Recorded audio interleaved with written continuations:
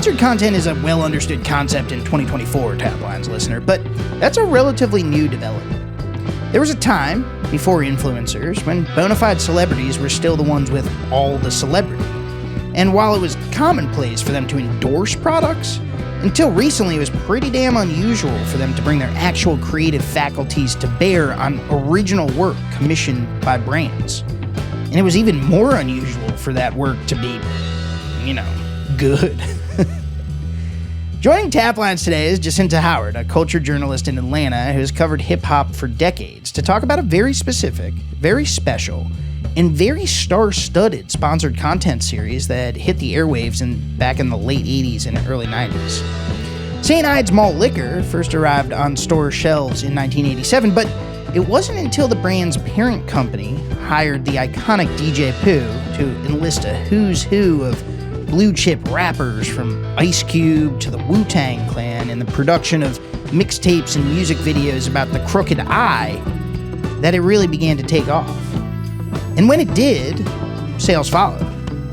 But so did the controversy that would eventually bring St. Ides' breakout SponCon project to an end. It's journalist Jacinta Howard, it's St. Ides, it's how hip-hop legends made malt liquor magic, and it's all right here, right now, on Vine Pair's Taplines. Jacinta Howard, welcome to the Taplines podcast. Hi, thank you for having me. Where are you joining us from? Where are you joining us from, Jacinta? I am in Atlanta. Georgia. East Point. East Point, Atlanta, Georgia. I think you're our first guest to be joining the show from the ATL, from the A. I don't say that. It's not natural for me to say that. I don't know why I just said that. But welcome to Taplines. And we're actually recording this on the day of Andre 3000's Flute album coming out. There's some Atlanta history being made right now. We're going to be talking about some history on the podcast today. It will not be about Andre 3000, but it will be about some luminaries, some larger-than-life titans of hip-hop as a genre and as a culture, because, of course, today we're going to be talking about the crooked eye, St. Ides. Jacinta, for listeners who may not be, because we've got a lot of beer industry listeners, and obviously malt liquor is beer. That's what it is as a category, right? It fits into the malt beverage category. It's got malt in the name. But a lot of beer drinkers in 2023 aren't as familiar with malt liquor as a product, because it's fallen out of fashion both in mainstream culture and then I think also significantly within hip-hop culture over the course of the past 2 decades, after peaking in the late 90s and maybe early aughts. And we're going to talk about all that. But we're talking today about St. Ides, and I was hoping for the listener that you could cue up your relationship with St. Ides and why this brand in particular has sort of stood out to you over the years, because you're a culture journalist. You're not a beer journalist. You don't have to worry about the beer industry if you don't want to.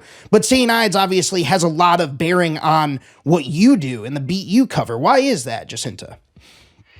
I think mostly because St. Ides really uniquely used hip hop in its branding from the very beginning. And so the way that it incorporated hip hop into its marketing was just, it still is to me unique to this day, in terms of, St. Ides is one of the only brands who came out the gate using hip hop as its marketing strategy, as opposed to, we're having a hard time, or, we want to reach younger people or whatever, let's use some hip hop. This brand kind of came out the gate using hip hop. And then the way they used it was very authentic. A lot of times folks will go to mainstream or pop artists or kind of crossover artists. But St. Ides came again straight out the gate using very authentic artists who were really connected to community in a really authentic way, which makes it really unique to me. Yeah. So St. Ides hits the scene in 1987 is when the brand first, starts selling, under the St. Ides brand name. The company is Mackenzie River Corporation, I think, that initially creates the St. Ides brand. Malt liquor was already a thing at that point, right? Malt liquor in the post-World War II era gets its start because American brewers, need an answer to spirits and wine that, American GIs have come back from overseas with a new taste for, high quality or higher ABV wine, higher, ABV spirits, different tastes, right? Whatever. So American brewers come up with this idea to create malt liquor. Initially, they want to treat it as a premium good. It never really catches on in that way. It kind of, doesn't do whatever, but it's been around since the 50s, right? The late 40s. So St. Ides was late to the game in one regard,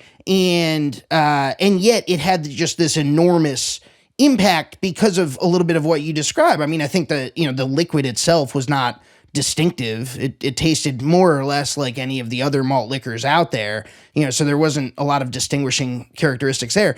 But their marketing was, as you say, like authentic and really for the era. Would you say it was kind of unprecedented? Like, do you know of, or, when you look at what was going on in 1987, in closer to 1990, 92, 93, were there other brands that were moving into hip hop marketing in the way that St. Ides was, or was it kind of pioneering this move? I think it really did kind of pioneer it to a large degree because, like I said, the level of authenticity, and plus, like in the late 80s, early 90s, hip hop was really just in a very early spot of getting big endorsements. Yeah. There weren't a whole lot of hip hop artists, even when they were really big, getting like endorsements. You had like MC Hammer with Pepsi, but MC Hammer was like a huge crossover artist. So when St. Ides came out, and like I said, with the level of authenticity and the artists that they chose to represent the brand and to market the brand, it really was very, very unprecedented. And, because of the level of authenticity, and also because brands still weren't really heavily using hip hop in their marketing strategy. I mean, Sprite came out, I think toward like the early 90s with the really heavy presence in hip hop, but they did not come out the gate with that. That was kind of like a rebrand for them. So, endorsement deals were still pretty early on for most hip hop artists. But like I said, like the way that St. Ides incorporated hip hop was very unique and still is, I think. Yeah.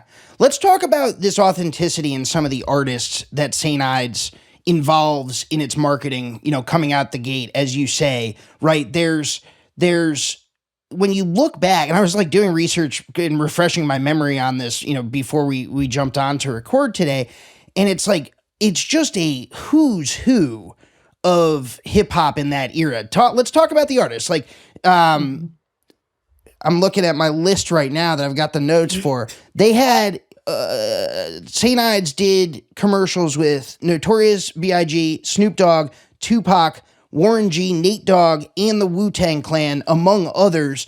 Jacinta, tell our audience, unpack that litany of names, that parade of talent. Like, has that ever really, at that time, like, no one was really like getting all of those names in the same place, right? Much less to promote a product, right? Right. And I mean, the cool thing is, yes, those were like really big names. Well, at the time, they were big names in hip hop. Like when Snoop was coming out, this was like when Snoop was doing his commercial, it was fresh off of like Doggy Style and like kind of fresh off The Chronic. So those were like, Doggy Style was obviously his first album that came out in 93. And so he was a hip hop star, but he was a hip hop star. He wasn't like a huge nothing like the Snoop Dogg music of today. I mean, he wasn't like the Martha Stewart, right, making kids gluten-free cereal Snoop Dogg. He was he was still early on in his career, even though he was a star obviously then. Right. But and then you have Wu-Tang Clan who came out the gate and they were real, they exploded on the scene, but they were still new. That was like 36 Chambers didn't come out until 90. Let's see, we just celebrated the 30th anniversary. Sort of been So 93. what is that? 93. Yeah. Right. So these were still artists who were kind of early on, like in their careers. But yeah, I mean, the other thing that really made St. Ides really stand out, and I think the main thing is they were not creating jingles. These weren't songs that were like, okay, we have a jingle and you put your spin on it. They were like making real songs. Yeah. And they like jam.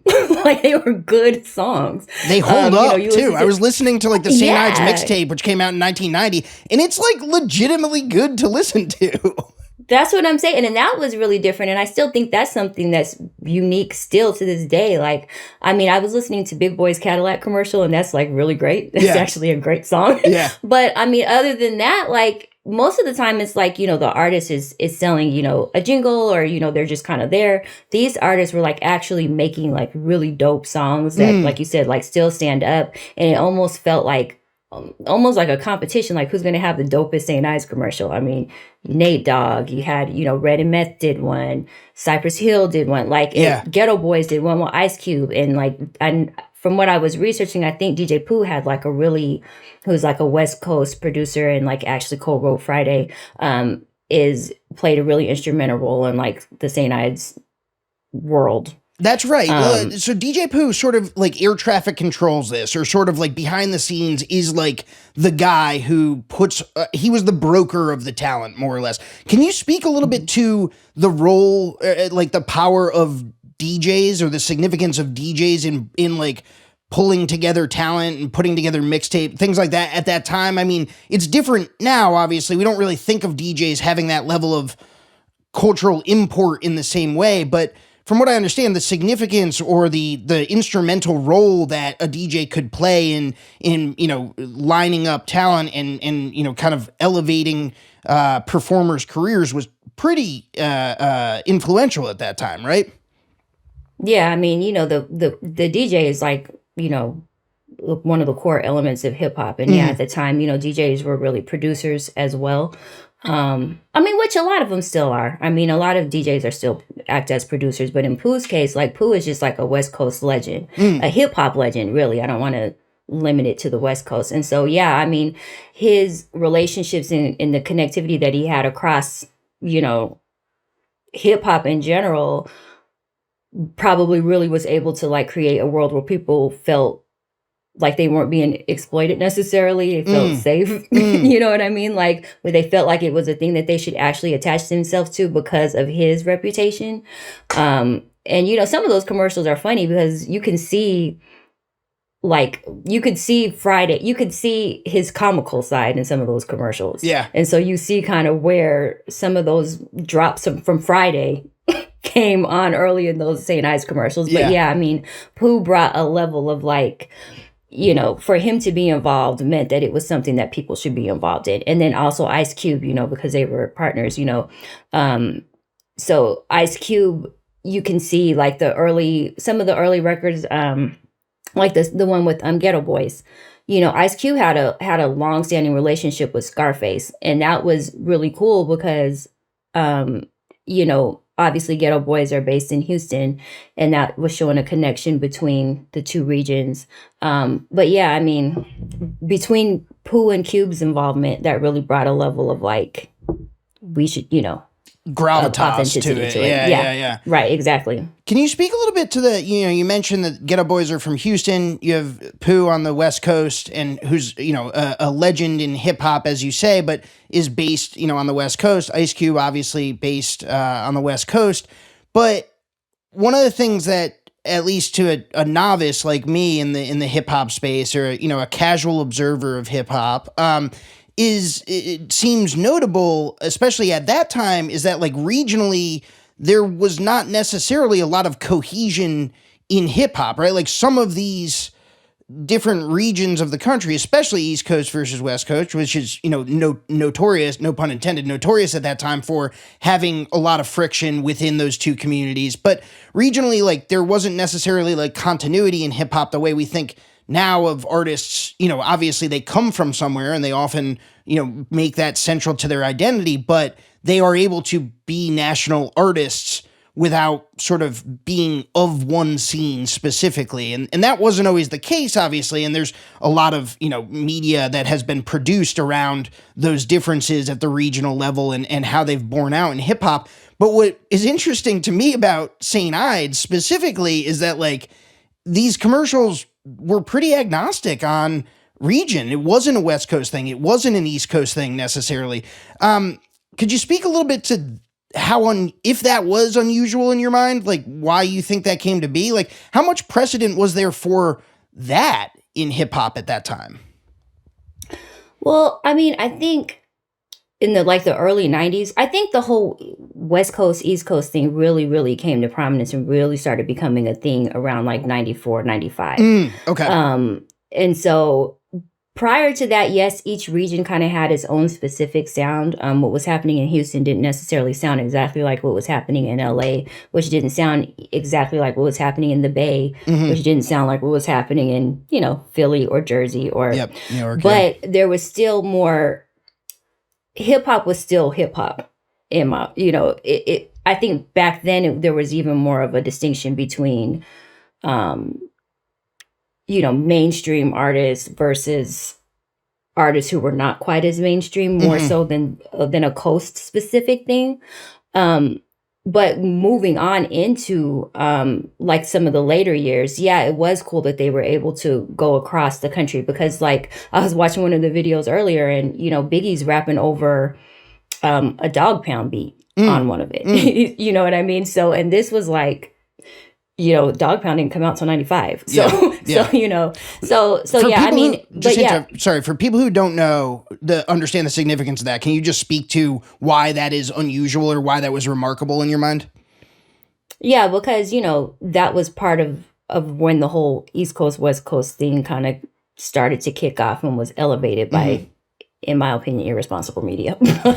but Dog Pound had New York, and that kind of, Snoop Dogg's in the video kicking down, New York buildings, etc. And that really kind of started to sort of escalate the whole, war between Bad Boy and Death Row. And so to see Biggie rapping on a Dog Pound beat is at that time just kind of contrary to what you're seeing in terms of like the inflamed situation between East Coast and West Coast rap communities. Right. Yeah. Right. Gotcha. Yeah. I interrupted you a second ago. I'm sorry about that, but I just want to make sure our audience, who's not maybe as schooled on hip hop history as you are, and who could be, to make sure that they understood the significance of what you said. But yeah, so the geographic sort of cohesiveness to hip hop was maybe still, obviously, like people are still, coming from a specific region. But to your point, the sort of the friction and the inflamed tension and, outright violence that would sometimes boil over based on regional differences or geographic differences was not present necessarily, or certainly not at the fore in 1987 when St. Ides hits the scene. It's later on, it's mid-90s when that starts really hitting from what you've described. Got it. Okay. Let's talk about where hip-hop is. I jumped you right into where malt liquor was, and we started talking about this from malt liquor's perspective. We've obviously sort of examined where St. Ides fell into that and how it brought hip-hop into, malt liquor marketing and beverage alcohol marketing more generally. Where is hip hop at in 1987 versus 1995 in terms of its relationship to both core listeners and the mainstream? Because that shift is also happening, right? Like hip hop in 1987 is still a niche genre, right? It doesn't have the same purchase that it does even 7-8 years later in the mid 90s, right? Right. And I mean, I think that's partly why, St. Ides was able to beyond, the relationships that Pooh probably brought to the table. There just wasn't as much opportunity for endorsements and stuff, So by the time the mid 90s hits and on, probably like 97, 98, you have albums that are going, multi-platinum. 98 was a huge year for hip hop because you had like a lot of albums that were like going multi-platinum. Like DMX had 2 albums he released 2 albums in one year and both of them were multi-platinum Wow, albums. really? So I didn't even know by that. Holy time, smokes, man. yeah. But by that time, you start seeing, hip hop really starting to embrace endorsements. Artists were starting to not only have endorsements, but form partnerships with different spirits companies, et cetera, et cetera. And so it opened the door. But when St. Ides came out, like in the late 80s, those opportunities just weren't there. And I think it added almost a level of validity in some ways to be involved with this brand who really embraced hip hop and let them kind of just do whatever they wanted to do. Like MC8's commercial, like he's cursing in it and they're just bleeping it out. Yeah, like, yeah. You know what I mean? So, yeah. It is crazy that 2023, obviously we're 30 years removed or more, I suppose. But we have these conceptions of like brand safety, right? And what's brand friendly. Sponsored content obviously went on to take a life of its own, especially in the late, aughts and midway through last decade as digital media, explodes and becomes, sort of its own category of media. But this was, if you think about the St. Ides commercials, through the lens of like, oh, this was effectively sponsored content, right? This is a company like footing the bill on, content creation that popular artists are going to do and their audiences are going to react to, right? Like that is effectively what that is. It was in no way like, sort of like guided or hemmed in by the parameters of sponsored content as we think of it today. To your point, like, people are cursing on these raps. People are like the most, I think one of the more infamous lines that appears in any St. Ides commercial is Ice Cube's line, which is "Get your girl in the mood quicker, get your Jimmy thicker with St. Ides malt liquor." Like, I mean, and that was just in the song, like, and so it's just like can we tell me a little bit about your take on, I mean, because you stress the authenticity and why, sort of like these commercials hit as hard as they did and why, they've held up so well is obviously like the artists were into them. But a lot of the things that the artists brought to the table at that time were not, and even still to this day, are not really things that, tropes and themes and language that brands necessarily like want to be around. Why do you think it worked? Why do you think, like this made it to air back in, the late 80s, early 90s on these commercials? I don't know. I mean, I think that's interesting though. I mean, I think a lot of it was probably just testing the waters. And, back then there was like a lot of hip hop was, it was really almost considered to be almost, I'm trying to say, like, it's almost as if hip hop was expected to be a certain way. You didn't really see, and I don't want to minimize it because there were, like, in the late 80s, you did have Public Enemy, and then in the early 90s, you have folks like X-Clan, and, sure, you had, KRS-One, etc. But it seems like a certain kind of hip hop almost had an expectation for how it would present itself. And so for brand associated with those kind of artists, it was almost like you were looking for that. Right. You had an expectation for a certain level of like rawness, I guess. Right. So that was probably something they were willing to risk. I'm thinking, sure, yeah, you hadn't seen it had not matured in the same way, that it has now at that point, and so they were probably seeking that almost, and that's where it starts to get kind of like, I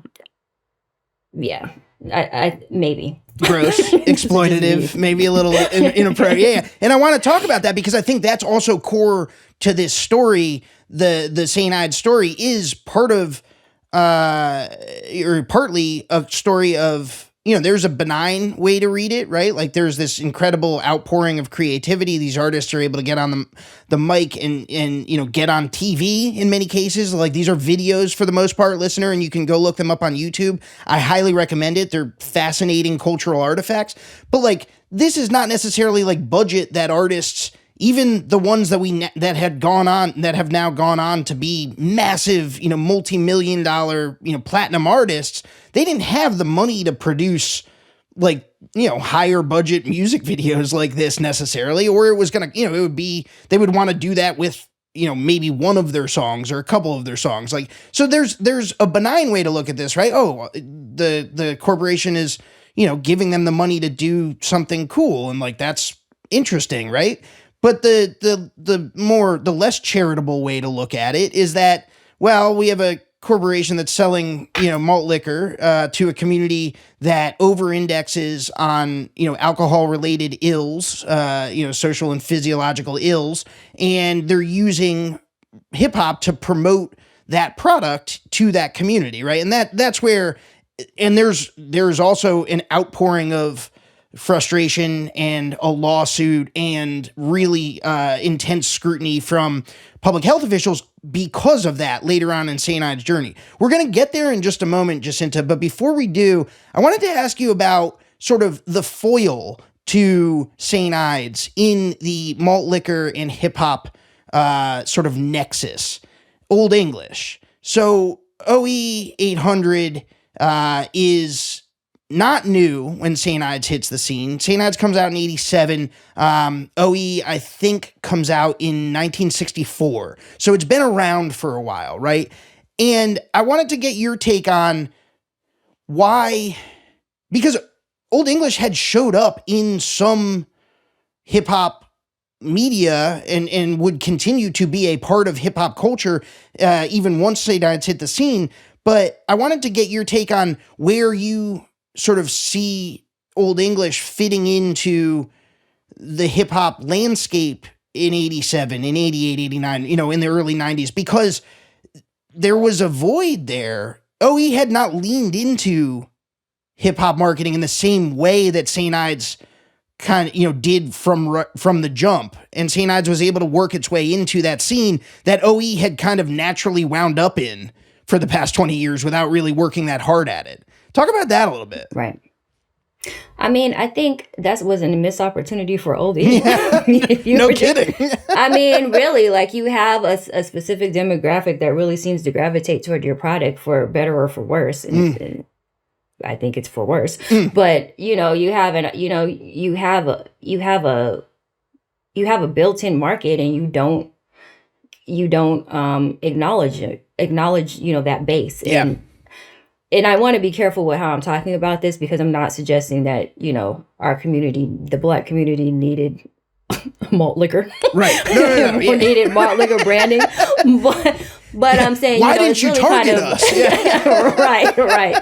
I'm not saying that, but the fact that it was a thing that was popular. I mean, I think that that's really, an example of how hip hop was treated and, was treated, especially then, was you have these people who are making the culture go, who are making things popular, who are making things pop, and you don't acknowledge them and you don't validate that interest with your dollars, with your marketing dollars. Right. You know what I mean? So that was a missed opportunity in that context for Olde English. Really, I mean, they really should have essentially been doing what St. Ides did. Yeah. I mean, yeah, because Olde E was in, it was in movies, it was in, videos, the whole 40 ounce. I don't know what the whole backstory is of how the 40 ounce came to be, but the bottle itself. I mean, the just vessel. the idea of, drinking the 40 ounce in the way that the Olde English, it just looked so fat and it just looked like you were just guzzling like huge amounts of, dude. So I've looked into this a fair amount. When I reported out like a history of malt liquor, and 40s were not synonymous with malt liquor for basically 25 to 30 years, right? Like I said, post-war, malt liquor starts coming out. It's sold in six packs and bottles, which it is to this day, but like it, that was the only format it was sold in. It's just the same vessels that beer were, cans and bottles, right? Same vessels that beer were. Somewhere along the way, and it's not clear, I was never able to quite get to the bottom of where the 40 comes from. But a 1993 New York Times article claimed that they were introduced as a vessel specifically to carry malt liquor, to put malt liquor in the late 80s. that resulted, according to this 1993 New York Times article, resulted in a 12% uptick in volume, in sales by volume, right? Which makes sense from a beer industry perspective. Volume is the game, and if you can get someone who was drinking a 16-ounce can to buy a 40-ounce bottle for effectively the same price, because economies of scale allow the company to price it basically the same, well, guess what? You've just captured an additional 24 ounces of volume that you just put out, right? So like the volume uptick makes sense there. But yeah, so the 40 comes along in like the early to mid 80s, according to the reporting that I was able to find. And it quickly becomes synonymous with hip hop or with malt liquor, which for a time then became synonymous with hip hop. OE, it shows up in Boys in the Hood, obviously, the John Singleton masterpiece. And that's just that iconic scene. They're drinking them throughout, but then the iconic scene where Ice Cube pours it out. It shows up in an NWA song. They release a song that is not sponsored content, that is just a song off of one of their albums or their tapes called 8 Ball, that's about OE in 1987 as well. So the 40 was in the mix. Olde English was in the mix, especially on the West Coast, it seems. And yet, like, it didn't capitalize on... The brand didn't capitalize on that proximity or that latent affinity within the hip hop community for its product. And so St. Ides was able to co-opt a lot of that sort of latent demand in a way that I think Olde English was a little bit flat-footed on. I want to pivot this, Jacinta, to the second part of the conversation, which I sort of already gestured at, which is like, we talk about capitalizing on attention. We talk about, oh man, like they could have made this move and it was a missed opportunity, right? But you expressed some discomfort with the idea of, we don't want to be saying that the brand should have been doing this because, as we mentioned a moment ago, like there are a lot of like well-known social ills that are associated with alcohol use and abuse. And we know that the Black community, both then and now, over-indexes on those ills for a variety of, legislative and policy and like social factors, right? There are more liquor stores in Black communities. This is well documented. Like there are a bunch of these different things that lead to, overconsumption in a way that negatively affects the community. And I think it's really core to both, the St. Ides story and malt liquor story in general, that however you get to the point where in 1987, St. Ides says, hey, you know what the best way to launch a malt liquor brand would be to hit up all of the best hip hop artists, in the scene and get them to market our products. Maybe you get to that point with the best intentions. I think you can maybe assume good faith, where it's like, hey, this was just a good idea and it went in a maybe not so good direction.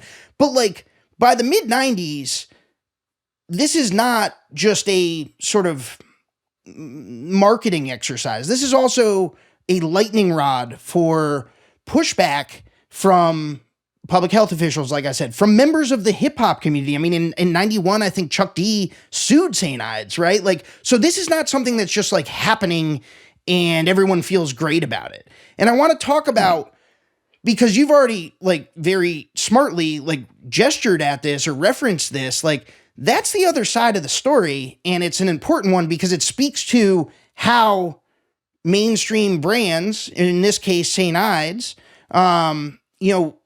look to hip hop to do certain things, and to extract certain things.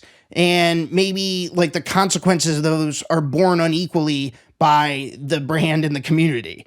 You see where I'm getting? Like, let's talk about that a little bit. I mean, it's a little bit heavier, obviously, but I don't think you can have this conversation without talking about that, right? Yeah, for sure. And I think, you brought up Chuck D, suing them. I think it was for the use of his voice in one of the songs. Yeah, which was also insane. Like they just like decided to use Chuck D's voice.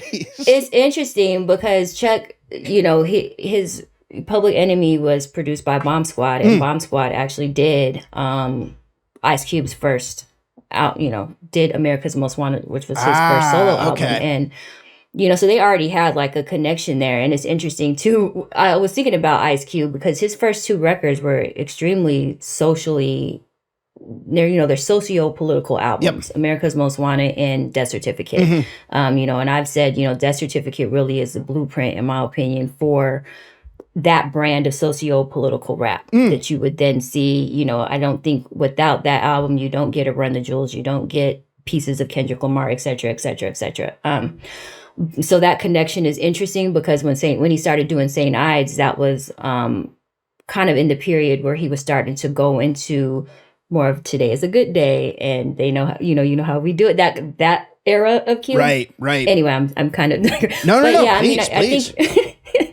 But you have to talk about, like you said, it's really important to talk about the pushback that it was getting at the time and the things that will cause the pushback. Because, it's interesting when you were talking earlier about malt liquor. I think the thought of malt liquor in our community, it really always comes kind of with a really negative connotation. And so in my experience, I never even thought of malt liquor as anything but like negative, like really? Bad. Yeah. You know what I mean? And that is largely because of the Olde and the the liquor stores on every corner and the push that was happening like in the early 90s with artists because at the same time that like so-called, and I'm really so-called gangster rap, which a lot of early on stuff got labeled gangster just because it was very like raw and political. Because white people were scared of it. Yeah.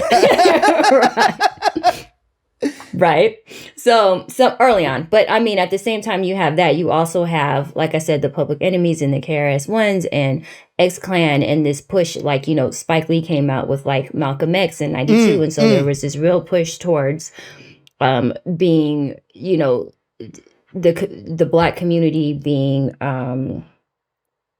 taken care of better, us addressing issues that systemic racism in our communities in a different way.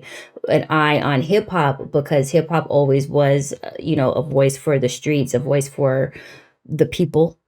I don't even want to say the streets. It was always a voice for the people. And so, there was always this, this pushback about how hip hop was being presented, how it was being used, and as endorsements and as brands started attaching to hip hop, it even created more of a pushback. And so yeah, I mean, St. Ides is a really interesting conversation because on the one hand, you have all of these dope artists who are like making dope music through this brand. And it created like a whole moment they were talking about 30 years later.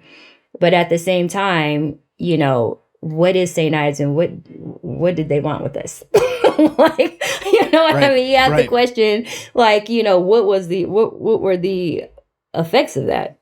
And the effects of that were just in terms of, let's talk about sales and volume before we talk about some of those like heavier downsides.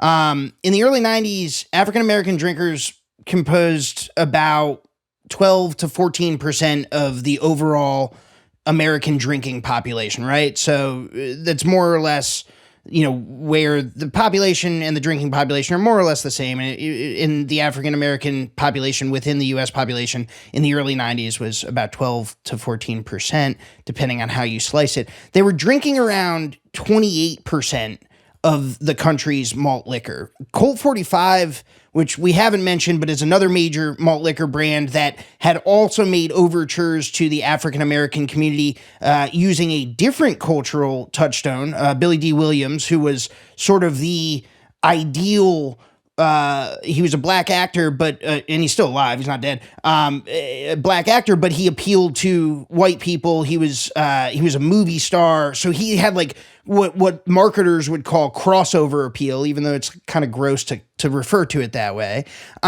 So Colt 45, in 1991, the Washington Post reports that the parent company of Colt 45 sells 75% of Colt 45's overall volume is sold to the black community, right? So by these data points, like we were just talking about statisticians refer to it as over-indexing. I've used that term a couple times, but like we're just talking about like an enormous amount of the country's overall malt liquor output flowing into a fairly small slice of its drinking community, right? 12 to 14%, 75% of Colt 45, 28% overall of all malt liquor to the African-American community. I mean, these are substantial mismatches in terms of proportion, right? And because of that, as we're talking about, like people are making a ton of money, right?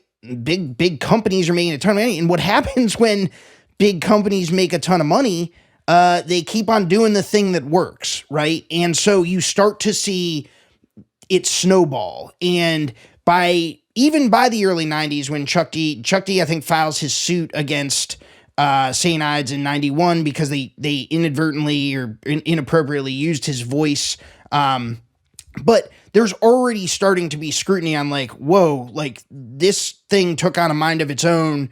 We need to like take a look at what's going on here. And, Chuck D does that through art, right? He releases, I think in 91, 1 Million Bottle Bags is on one of his albums. But there's also public health scrutiny as well. The Surgeon General is getting involved. The Department of Health and Human Services are getting involved. And I bring all that up because, look, this would eventually play out, but and it plays out in the companies getting sued. It plays out in some of them voluntarily pulling back, right? Like there are business decisions that are made where it's like, whoa, this is not a good look. We are getting either, legal costs are rising or the public relations attention is really bad and it's bad for other brands, whatever. The market sort of corrects itself with regulation, but something is happening in hip hop by the mid to late 90s as well, Jacinta. And that's where I was hoping we could steer the conversation now. Is you mentioned spirits earlier in our chat here. What's happening in hip hop that sort of opens the door to these more premium products? Like malt liquor was not premium, right? It was not for the streets. I mean, it effectively became that way, but like malt liquor is an affordable thing, right? A bottle of cognac, not nearly as affordable, but we start to see a shift happening in hip hop that allows it to kind of ladder up and away from some of these down market, brands like St. Ides that had previously been the only endorsements that rappers could get. Tell me about what's going on in rap at that time. I mean, I think rappers were just getting rich. People could have more millionaires. They were selling more records. They were, and with that money and with that level of, opulence or, your taste start to change. That's for anybody, rapper or whoever. Like, you make more money, your tastes typically change to reflect what you can afford. Sure. And, as hip hop, started to make more money and you started to see even more, it was even clearer how financially viable it was for companies. Rappers, like I said, started getting rich. They started to filter into other things. Spirit, they were drinking cognac and vodka Alizé was a thing. Okay, yeah. Vodka was a thing. Yeah. Folks were, but folks were like starting to go into it, and in there was also a level of like increased ownership because there was this push that there was more of an understanding of just how financially viable hip hop really was, and so you started having a lot of people who were saying from the very beginning. Who are very business focused. Yeah. So you had folks like from the very beginning, people like E40, very, very business minded, came in with his own label. Too Short, very business minded. Jay-Z, so you started having people who are filtering out of just owning the record labels, but then also filtering into other things that were of interest to hip hop consumers anyway. And yeah. What do you think? Where do you remember? Or like, have you looked at like where does the spirits endorsement start? Like, is it like which brands were early on? Crevassier comes to mind. Like, Hypnotic was not until a little later, I think. I don't know when do you start to see spirits brands show up, and which ones were they? Jacinta? I remember more so people talking about spirits. I don't know that like Hennessy Was not actually doing sponsorships yet or whatever. Okay. I'm asking you. Yeah. No. Yeah, I don't really recall like seeing Hennessy commercial, but I do know Hennessy was like a huge thing. Yeah. You know, I'm not real sure when.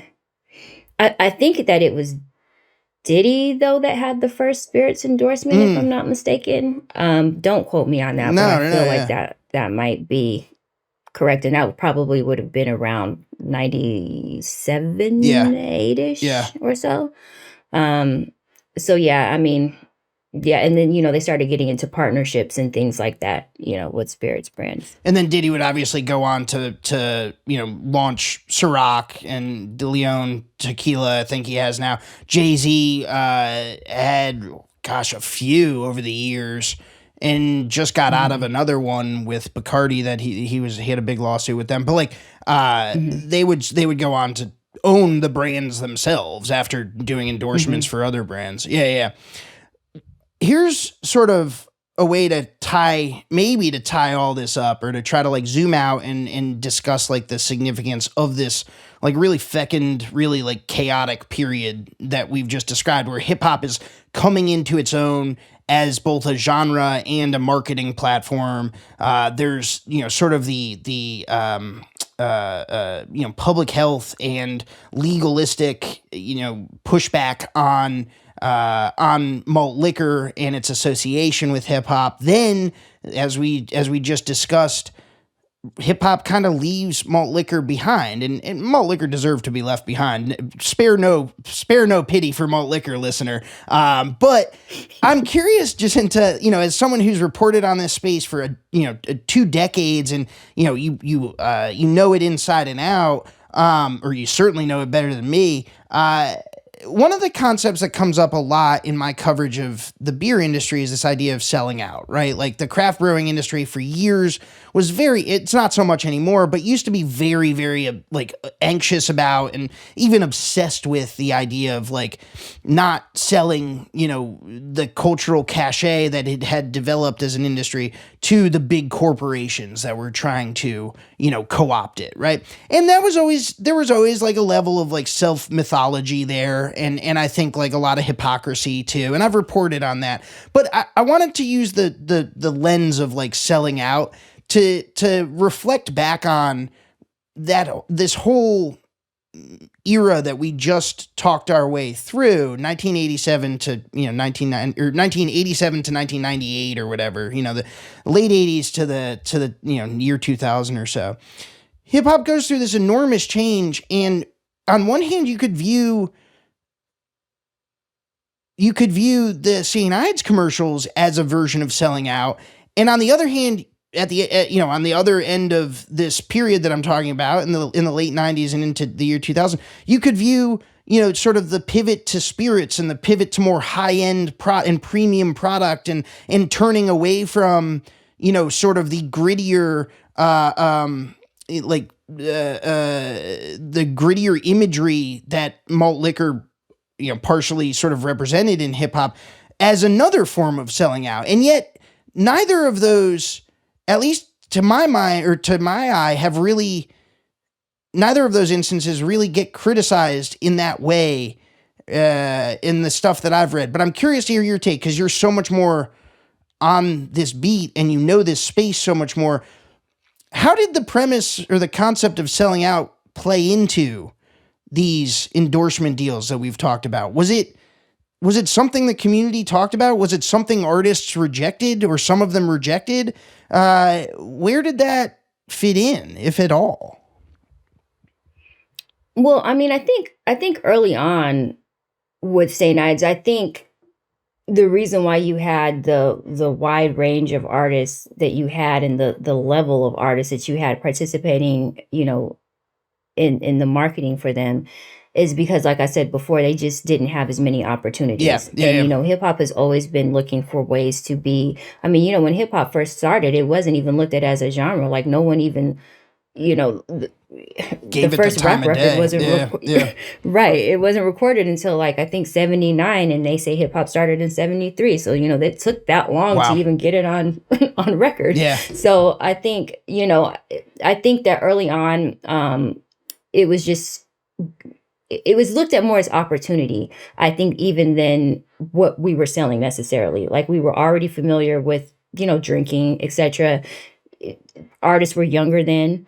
Now, of course, you wouldn't have Method Man embracing a malt liquor brand. I mean, Method Man is on the cover of Men's Health. Like, you know what I mean? Of course you wouldn't have. I don't think Snoop Dogg would do that. No. I mean, like I said, Snoop Dogg has gluten-free children's cereal. And he has now. wine. He is famously has the 19 Crimes wine. Yeah, with Treasury Wine Estates is the name of the brand. So even that is a form of premiumization away from malt liquor, of course, right? Like those aren't the same things. Yeah. Right. And then part of it is also just, like I said, E40 was talking about Carlos Rossi wine. Yeah. Early on, from the time I first heard him, like in the late 80s. And now he has, Earl Stevens selections. Yeah. So I think some of it is just who embraced hip hop, who looked at it as something, value that had value. And these companies now are, like I said, for better or for worse, or, whether they're looking to, and we know in this country, especially the bottom line is money. but I mean, early on, there weren't very many companies that were adding value to hip hop or valuing it in a way that said, hey, we even think that we can create a program around you all. And so, moving forward, that obviously has greatly shifted. And then also, obviously the times are different. Like I said, people are more health conscious, I think, than ever before. People are a little bit more astute about the ways that systemic racism works its way into advertising and marketing, and the ways that it could potentially exploit hip hop, etc. People are a lot more cognizant of that. There's a lot more of a push towards, independence and ownership and controlling, kill your masters on your own, on your own. So, obviously St. Ides would not be a thing. That would not have ever happened clearly now. How quickly would St. Ides campaign get canceled today? Immediately. Before it even began. Yeah. Before it, I mean, it would be, No. People would be fired before anything ever even made it to production. Yeah. Yeah. Let's talk about, let's bring it back to the videos themselves. I know that they hold a special place in your heart, or in your at least professional acumen. These are part of the landscape. Which one is your favorite? Which did you go back and while you brush up on all of them? I was watching them earlier today. I did, but you know what? I regularly, not regularly, like all the time, but I consistently go back and watch the Nate Dogg one. Yeah. Because I just loved Nate Dogg. Like whatever Nate Dogg was on, he just always made the song better whenever he got on the song. So that's probably my favorite one, the Nate Dogg. I like the Nate Dogg one. I like the Ice Cube one as well. There's one where he's there's one I think where he's there's a helicopter involved, and he's racing. Yeah, he's racing to get the cold St. Ides. Yeah. Which is it's just fun, man. It's just a really fun time.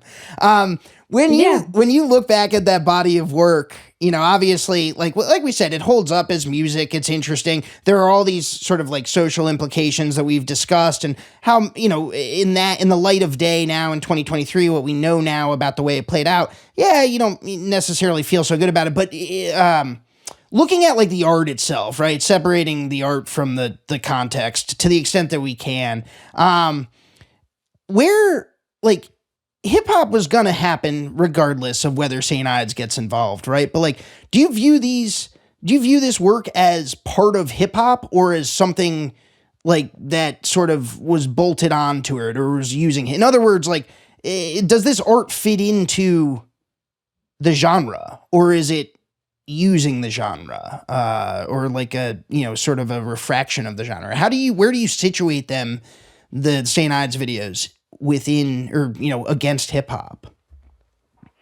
I mean, I think it fits in. I think probably because I just think that it's part of the history, and it's part, and like we've talked about throughout the course of this conversation, the way that those commercials came to be and what they represented at the time, it marks a certain time in history. It marks, and I think that's important.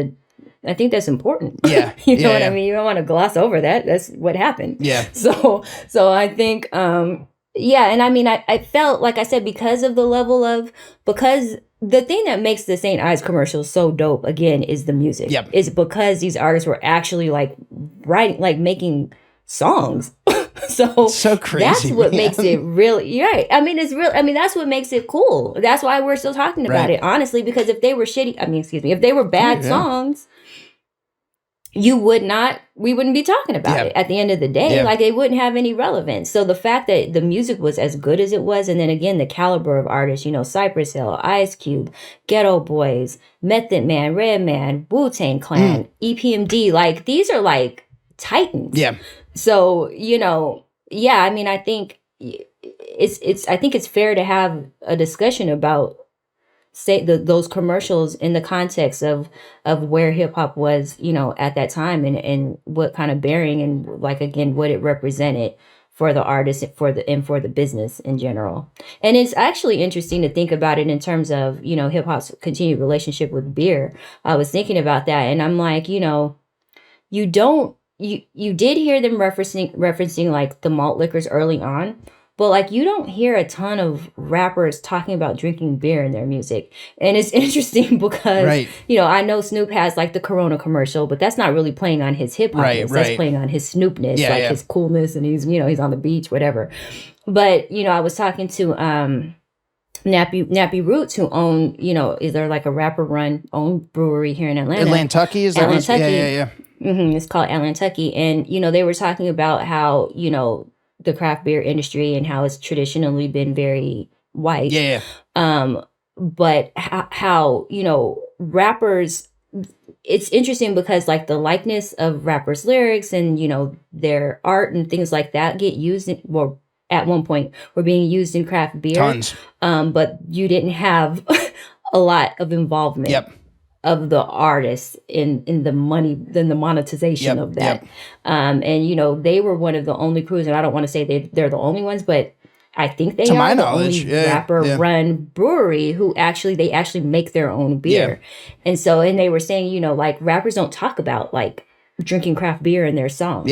Rappers talked about drinking Alizé and drinking Hennessy and things like, or, Cristal and, whatever else. And that helped make those things popular. But the fact that, rappers and artists are not really talking about drinking craft beer in their music, it's just really interesting to me, the continued relationship of hip hop. Because like I said, you have their names and likeness and things on the cans, but then they don't seem to really be super involved. In a way that, you know what I mean? So I think that is probably a product of craft beer being dominated by a certain type of like elder millennial or younger Gen X white guy who really enjoyed coming up with the Wu-Tang Clans of the world and, like the Biggies of the world, and feel real connection to that music. And, I don't want to impugn any one person. Certainly white people can have relationships with hip hop. Many, many do. I don't personally. I'm not much of a hip hop, like listener myself. I just know the basics. But it's also like, okay, yeah, it's cool to be a fan of that, but like it means something different when you like, do a pun on like a Wu-Tang lyric for like an IPA that your brewery makes, right? Like something shifts there because now you're making money off it in a way that can feel a little culture vulture-ish, right? Or can feel a little gross. But yeah, no, you're right. Like the beer, whether it's normal beer or craft beer, has never really factored in to rap in like at the same like, sort of prominence that malt liquor did for a time, and then spirits would go on to by the time the 90s concluded. And that's it. That's interesting because I would think, coming off of like the whole malt liquor phase, I would think like the next easiest thing to do, and I'm not like a connoisseur or anything, but would be like, a good like PBR or something, or like, Miller Lite or Bud Light. I mean, it seems like it's like, okay, well, like, let me, segue into drinking beer that's not super expensive, but, does what it does. And doesn't taste quite as miserable as malt liquor does. Yeah, as intense. Right. As malt like liquor the does, simple, yeah. you can still go to the corner store and get it. But so I mean, it's just interesting to me.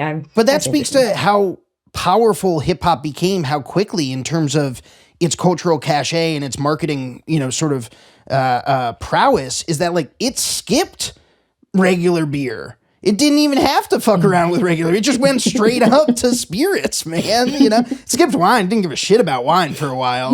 Not nearly as much. But look, Jacinta, we have gone the distance here, as we like to say on Taplines. And thank you so much for joining us. My last question to you is a very personal one. So feel free, if you have to plead the fifth, you're more than welcome to. We do honor the Constitution here at Taplines. But have you ever had a St. Ides yourself? Have you ever actually drank the malt liquor itself? I have not. Me neither. And, like when St. Ides had its heyday, I was not old enough to drink. So, and when I was sneaking to drink, we weren't drinking.